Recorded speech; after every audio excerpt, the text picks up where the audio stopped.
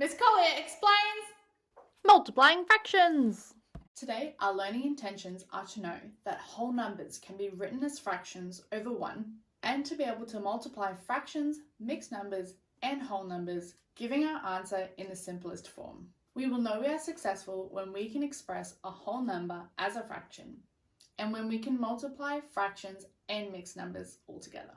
We are now going to move on to multiplying fractions. Let's go over the key ideas. Firstly, fractions do not have to have the same denominator when we multiply. A whole number can be written as a fraction with a denominator of 1. Let's think about the number 2.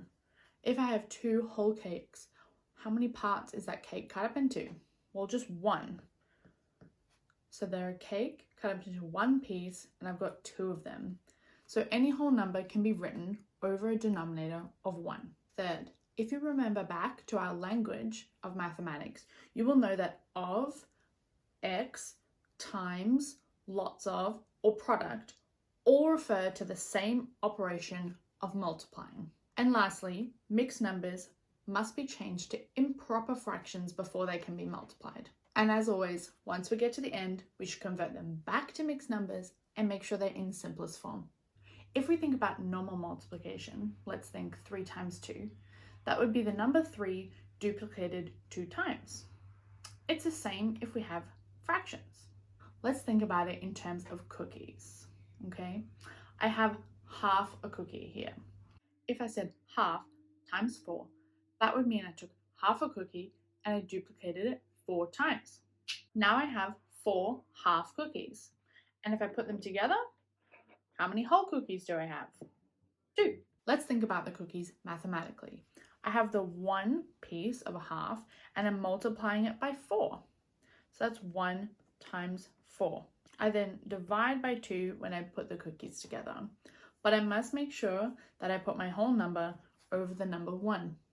Then I just multiply the numerators together and the denominators together. 1 times 4 is 4. 2 times 1 is 2. How many times does 2 go into 4? Well, that's 2. 2 cookies all together. Let's try multiply proper fractions by whole numbers. A third times 21. First, I need to put my whole number over 1.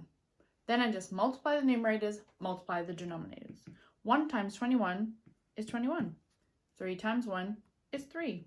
How many times does 3 go into 21? That's 7.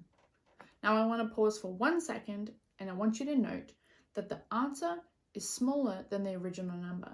7 is smaller than 21. When we're multiplying with fractions, sometimes the number can get smaller, even though we think multiplication should be making things bigger. That's going to be the same when we do division. Sometimes we think division must always make it smaller, but when we're working with fractions, which is a part of a number, sometimes things can get a bit backwards. B, 2/5 of 32. A couple of things to note. First of all, we must always write it out. Then we turn the of into a multiplication sign, and we put the whole number over 1. Now we can multiply. 2 times 32 is 64. 5 times 1 is 5. How many times does 5 go into 64? Well, that's 12 and 4 over 5. Now you try multiply some fractions by whole numbers. Let's check your answers. 2/5 times 35. First, put the whole number over 1. Now we multiply. 2 times 35 is 70. 5 times 1 is 5. How many times does 5 go into 70? Well, it's 14 times. B, 5/6 of 16. Turn the of into a multiplication and put the whole number over 1. 5 times 16 is 80. 6 times 1 is 6. How many times does 6 go into 80? Well, that's 13 with 2 left over. I now notice that these are both even, so I can divide them both by 2, which equals 13 and 1/3. Okay, now that we've done fractions multiplied by whole numbers, we also need to look at fractions multiplied by fractions. Now I want you to remember that the multiplication sign can also be called of. So if I want to find half times 2/3, I can also think of it as half of 2/3. Let's think about this one in terms of Krispy Kreme donuts. Here I have 2/3 of a Krispy Kreme donut, and I want to find half of this. What I can do is I can break each piece up into a half. Now that each third is broken in half, I want 1/2 of each of them, which is 2/6, or 1/3. Okay, when I split up my donuts, I think that the answer is 1/3. Let's check it mathematically. When I cut those pieces in half, I was really doing 2 times 3, which is 6. And I want 1 from each side, which is 1 times 2, 2. So I want 2/6. I can divide them both by 2 to end up with 1/3. Let's try and multiply some proper fractions together. Firstly, write out your problem, then multiply the numerators together and the denominators together. 2 times 1 is 2. 3 times 5 is 15. Can that be simplified? No. B. 3/4 times 8/9. 3 times 8 is 24. 4 times 9 is 36. They're both even, so I'm going to divide them both by 2. That leaves me with 12/18. They're both even again. Let's do it again. Leaving me with 6/9. This time, I can divide them both by 3. 2/3. 2/3. Now, if I wanted to save myself all this hassle, I could have found the highest common factor. 4/8 of 3/6 is the same as multiplying. 4 times 3 is 12. 8 times 6 is 48. I can divide them both by 12 to give me 1/4. You try and multiply some fractions. Let's quickly check your answers. 1/5 times 2/7. 1 times 2 is 2. 5 times 7 is 35. That can't be simplified. B. 4/5 times 15/16. That's 60/80. Remember, you can use your calculator. I can see I can divide them both by 20. 60 divided by 20 is 3. 80 divided by 20 is 4. 3/4. 3/4 of 5/9 is the same as multiplying. 3 times 5 is 15.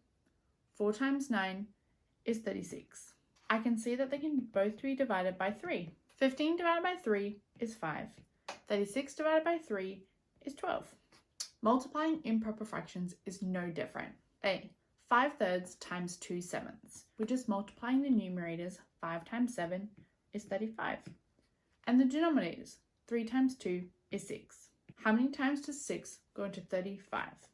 Well, that's 5 and 5 left over. 8/5 times 15/4. 8 times 15 is 120. 5 times 4 is 20. How many times does 20 go into 120? That's 6 times. You try and multiply some improper fractions. Let's quickly check the answers. 4/3 times 10/7. 4 times 10 is 40. 3 times 7 is 21. How many times does 21 go into 40? That's 1, with 19/21 left. And that can't be simplified. 30/7 times 49/10. We definitely need our calculator for this one. So 30 times 49 is 1,470, and 7 times 10 is 70. I'm going to divide them both by 10 to get 147/7. Now I know that I can divide them both by 7. How many times does 7 go into 147? Well, that is 21. Lastly, we need to talk about multiplying with mixed numbers. Let's say I want to do 2.5 times 1 1/3. It's always best to convert to improper fractions, so 1 1/3 would be 4/3. And I'm going to do this with chocolate biscuits. Here I have 1 chocolate biscuit and 1/3. That's 1 times. Now we're going to go 2 times. Now I have 2 times 1 1/3, or 4/3 of a chocolate biscuit. So now I've done 2 and I want a half. So half of 4/3. Now I have another 2/3. So I have 2 1/2 of 1 1/3. Then I'm just going to put them all together. How many thirds do I have? I have 10 thirds altogether, or 3 wholes and 1/3. My chocolate biscuits. I wanted 2.5 lots of 1 1/3. I've converted them here to improper fractions. 5/2 times 4/3. Let's test it using math. 5 times 4 is 20. 2 times 3 is 6. How many times does 6 go into 20? Well, that's 3 and 2/6 left over. Divide them both by 2, giving me 3 and 1/3. Let's try and multiply some mixed numbers, remembering that we first need to convert them to improper fractions. 2 1/3 times 1 2/5.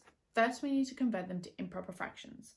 That's 7 over 3 times 7 over 5. Once we've done that, it's just like normal. 7 times 7 is 49. 3 times 5 is 15. How many times does 15 go into 49? That's 3 with 4 left over. So that's 3 and 4 over 15. All right, 6 1/4 times 2 2/5. First step, convert them to improper fractions. That's 25 over 4 multiplied by 12 over 5. 25 times 12, I need my calculator for this one. I've got 300. 4 times 5 is 20. How many times does 20 go into 30? Well, 300 divided by 20 equals 15. You try multiplying some mixed numbers. Let's check your answers. First step, let's convert them to improper fractions. That's 11 over 5 times 9 over 2. 11 times 9 is 99. 5 times 2 is 10. How many times does 10 go into 99? That's 9 with 9 left over. 9 and 9 over 10. B, I have 16 over 5 times 15 over 4. I'm going to use my calculator. 16 times 15 is 240. 5 times 4 is 20. How many times does 20 go into 240? That's 12 times. I hope now you can express a whole number as a fraction by putting it over 1, and that you know how to multiply fractions and mixed numbers.